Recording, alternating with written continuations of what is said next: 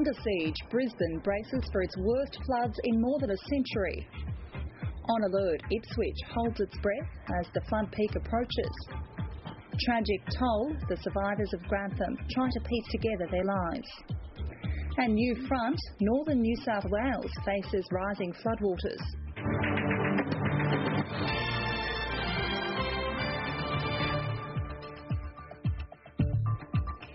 Hello and welcome to ABC News across Australia. I'm Nicole Chettle. The skies may be clear over southeast Queensland, but the prospect of major flood damage in Brisbane and Ipswich is becoming more certain by the hour. Authorities are facing major challenges in coping with the sheer scale of the crisis, which has now claimed 10 lives, with more than 90 others still unaccounted for. In Brisbane, more than 20,000 homes are tipped to be inundated. Ipswich lies in the immediate path of the floodwaters' unstoppable flow east, and up to 1,500 homes are already underwater. The swollen Brisbane River has started spilling into suburban streets as residents pack up in time to beat the rising tide. At Ipswich, the Bremer River has been steadily rising and it's expected to peak at 20.5 metres. The ABC's Kathy McLeish is in the city centre, which went underwater early this morning. She's joined by the Mayor, Paul Pizzali. And Kathy, we'll talk to the Mayor in just a moment, but first, how close is the river to hitting that peak? The peak flood level has been revised down in the last hour, Nicole, from 21.6 to 20.6 metres. Now that's still on par with the 1974 floods. The peak level was expected to come through at 11. That's also been revised down now. It's expected now between 4 and 5 p.m. And Kathy, can you tell us how many people have been forced to abandon their homes? 1,100 people have been registered with the evacuation centre. Many more are with family and friends. There are 3,000 homes inundated, and the city is still taking stock of the damage. And Kathy, I understand you've been speaking to some of those residents today. Yes, we did last night. Late last night we were at the main staging area and spoke to a couple of the residents coming through. Here's some of what they had to say. There's a little house across the road there was about 3/4 of the way under, and this one's supposed to be at least a metre or two higher. So it could be really devastating. Very sad. There's a lot of people don't want to leave. In fact, there's one or two, I think, that haven't come. They're still there. And Kathy, I understand that despite the hardship, people are still remaining remarkably positive. Yes, they are, Nicole. There's been an enormous outpouring of offers of help and donations. People have opened their homes. Food has been donated. The council has been inundated with calls of offers of help, and they've set up a register now for that. Kathy McLeish, thank you. If we could please speak to the Mayor now. It's been a huge day for residents in Ipswich. Paul Pizzali, you lived through the 1974 floods. Just how does this compare? Oh, it's about the same. The only problem is we've got more houses, more densification, so we've got more people, so more homes. In 74 there was 1,800 homes. Now we've got 3,000 homes that have been affected, and but I can tell you the spirit of the city is just alive and well, and it's amazing how people cope when their house has gone under, their house has been devastated, but they've still pulled together and know that they'll still be a strong community at the end of it, and they've got a lot of people waiting to help. We know that flood peak has been revised down slightly today. Is that a relief? Yep. Will that make any difference at all? Mate, absolutely fantastic.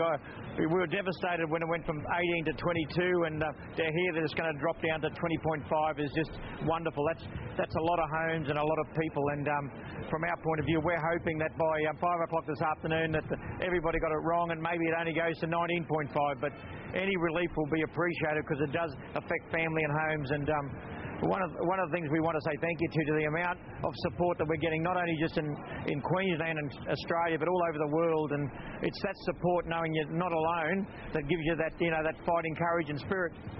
We can see boats behind you in the floodwaters. Can you paint a picture for us as to how extensive the damage is? Well, there'll be a significant amount of road infrastructure damage. There'll be a significant houses will be damaged. the amount of shop damage, business damage. But at the end of the day, what's going to happen is that there's an army of volunteers waiting with their buckets and mops to get in there and their hoses. And I know that the council and the fire brigade, Alan Sutherland from the mayor of Moreton Council rang me this morning, and he's engaging all these electricians, plumbers, any spare staff they can supply to send out to the city of Ipswich. So that's the sort of support that we're getting, and we appreciate that support because it's just wonderful when those community boundaries, and it doesn't matter where you live, that everybody loves to protect other people and look after each other. It's terrific community spirit. Thank you very much for your time, and good luck, Paul Pizzali in Ipswich. Yeah, thank you, and thank you for keeping our residents informed.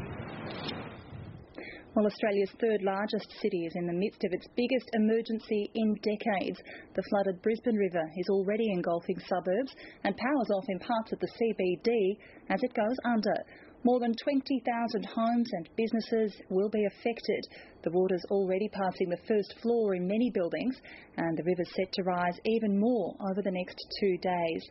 Thousands of people have fled to evacuation centres, while others are frantically moving their possessions to higher ground before the water peaks. Brisbane is a city under siege. Water is already flowing into more than 70 suburbs. Multi-million-dollar riverside homes are going under quickly. The lower floors of high-rise towers have been inundated. The water is devastating. Thousands of people live in these areas. They've all had to get out. I know in my bones that Queenslanders are up to this and that we can take it. And I know that because I know we have the best people on our front line. They are coming from all over Australia. The city centre is also flooding. Across the capital, power is being cut to ensure safety as the waters rise. In the suburbs, everyone is pitching in to move things to higher ground while they can. Cars, shop fittings, anything that can be saved. Strangers that we don't know who have just come and helped us. It's just been fantastic. By 4 a.m. tomorrow morning, we expect Brisbane to be experiencing flooding of 1974 proportions and slightly higher. The river's been rising steadily for days, forcing many people out of their homes. But residents say they haven't had enough time to prepare. And now it's going to be worse. No one should be sleeping here tonight. You don't know. It just happens overnight. Authorities are urging those on higher ground to open their homes and provide a bed to people in trouble. It's a bit shocking that it's risen so quickly. Very little in this city of 2 million people is able to function normally. Thousands of roads are cut. Public transport can't operate in many places. Workplaces and shops are shut, and vital food supplies are having trouble getting in. Shops that remain open are being kept busy with people buying supplies.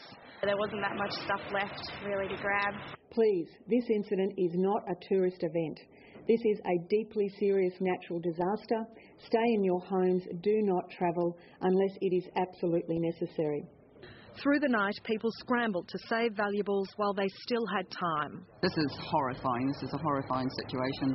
The river that winds its way through this city is now merging overland into one massive body of fast-moving brown water, and it has a day before it peaks. Donna Field, ABC News, Brisbane.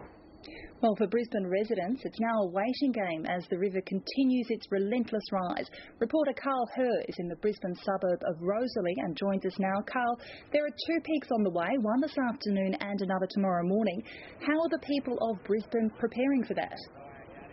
Well, Nicole, as we've heard, this flooding has had a massive disruptive effect on this city. There's so much that isn't functioning as normal that does on a normal day here in Brisbane. There's the public transport, there are the roads. I mean, there are so many roads cut off at the moment, it is difficult to actually move around. In terms of the preparation, it's been going on certainly here all morning. People have been, there were already sandbags at many doors at the shops behind me, but particularly in the mid-morning, the effort really stepped up when people actually saw the water and just how far up it was, and the fact that the projections were that it was going to get worse. They came in and they started shifting as much as they could out of the shops in this street. And Carl, the same area was badly hit by the floods of 74. How are locals comparing the 2 emergencies?